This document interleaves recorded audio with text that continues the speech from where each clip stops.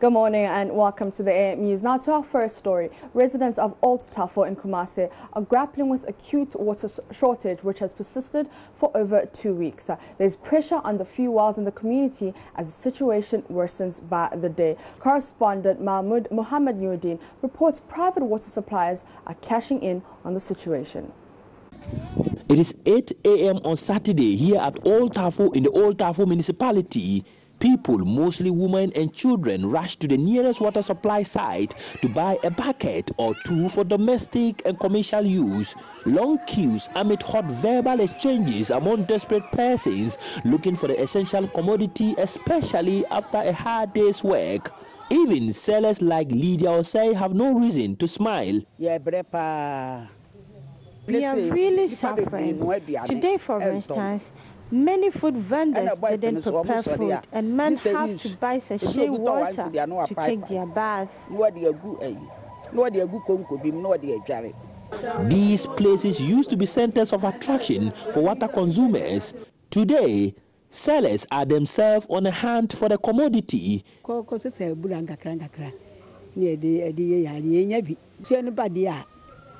There is no water, so we rely on wells. The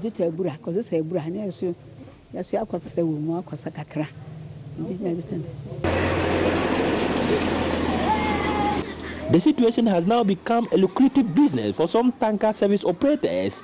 A full tanker costs 300 cedis. The struggle continues into the night.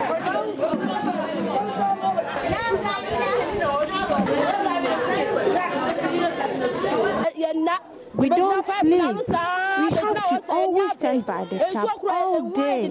Water isn't easy to come by these days. Children join their mothers in the struggle. My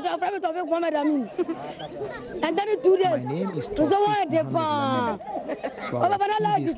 have been struggling to get water.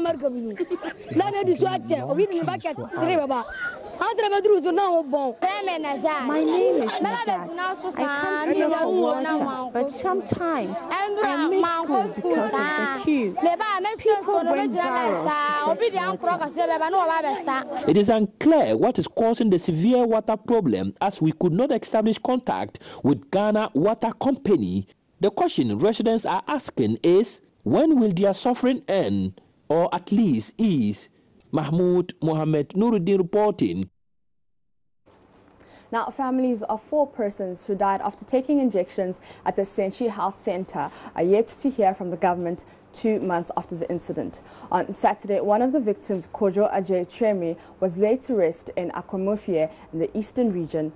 Mourners thronged to the Rev. Frederick Moniga Presbyterian Church in Akosombo to pay their last respects. Manasseh Azuri Awuni was at the burial service and sent this report. Mourners couldn't control their tears as they eulogized the 31-year-old man who spent almost his entire life here at Akosombo, serving the church. Until his death, Kwejo Cherme had been the administrator of this church. As the church administrator, you were the one in charge of writing tributes of this nature, Kwejo. Little did we know that a day like this will come. I will stand in your shoes and write and read your tributes like we are doing today. In March this year, Kwejo had gone to the Senchi Health Center to seek health care, where he was given an injection by a retired disease control officer. He died later following complications from the penicillin injection, which was later found to have been contaminated. JoyNews tracked 5 more patients who had visited the same health center for an injection. 4 of them have also died. Mourners at Kwejo Cherme's funeral included 68-year-old Burma Ayensu Brown, whose 31-year-old son died after receiving an injection at the Senchi Health Center. He tells JoyNews the family is yet to hear from government since the death of their son in March. I have been in touch with the district health directorate, and they have said that they're waiting for government to come out with a statement. Yeah. So that is where we have reached. There hasn't been any other thing. apart from that. Manasseh Azuria, Witness Report for JoyNews. He has a passion for telling compelling stories with his camera and pen, raising issues and awareness to issues affecting society. JoyNews' photojournalist David Ando has been adjudged the Environmental Newsmaker of the Year at the Ghana Environmental Excellence Awards held in Accra on Saturday. He won the award with his picture story, Ghana Beyond Filth, which threw light on the sanitation situation in Ghana. He captured the filthy conditions around Kwame Nkrumah's interchange in Accra. The award to David, who's also a two-time winner of the Ghana Journalist Association Photojournalist of the Year, is in recognition of his contribution to the development of the environment.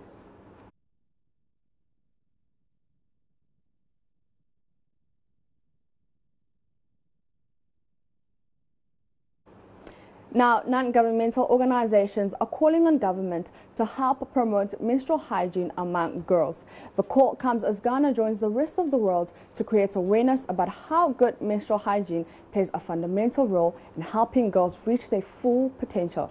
JoyNews' Nancy Emfadradosi has more. A recent study conducted in Ghana by Sustainable Development Focus reveals 95% of girls, especially those in rural areas, fail to attend school during their menstrual period for fear of being stigmatized. Hawa Abdullah, a final-year student of the Islamic Research Institute, witnessed how a friend was ridiculed in school. Yes, a lot of my friends, some of them, they have sometimes when they sit with demonstration, they can spoil with their uniforms and the guys will be laughing at them. It is for this reason that RAM Foundation and Cliff Ghana organized a sensitization program for students.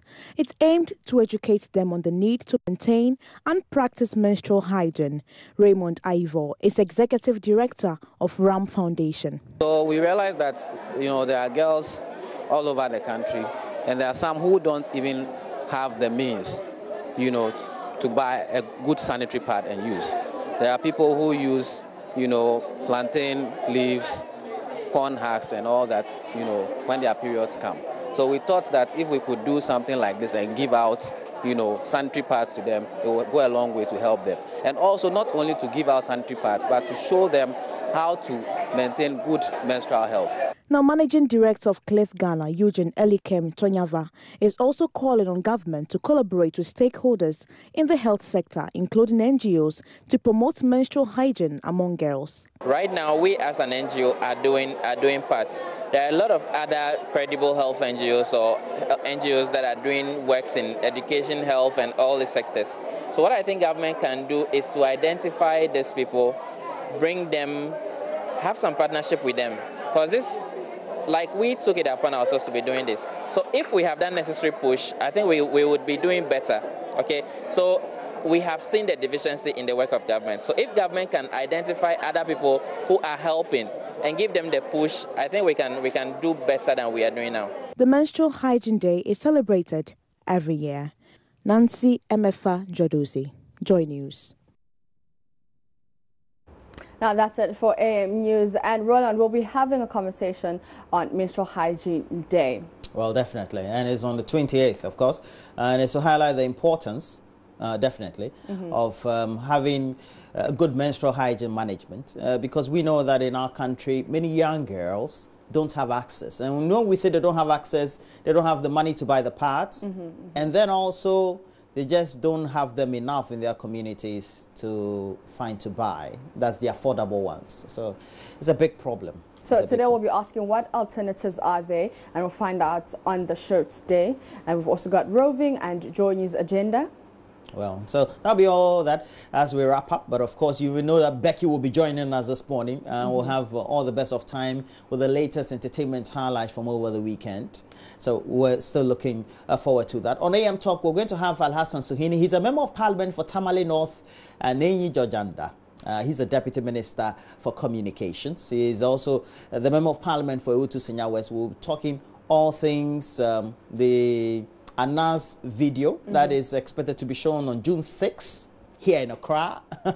And then we'll talk about a number of deals. We have the GVG deal, the Kelly GVG deal, and all the things that we have to talk, all the controversial issues all this morning. And remember to stay interactive with us on Facebook and Twitter. We're JoyNews on TV. You can also watch us live on YouTube. We're My Joy Online TV. Well, so that's it. We're taking a break. When we come back, we'll be joined by Kofi. That's Joseph Kofi Frimpong Akable. We'll be doing online as well as newspaper reviews right here on the show. Stay tuned.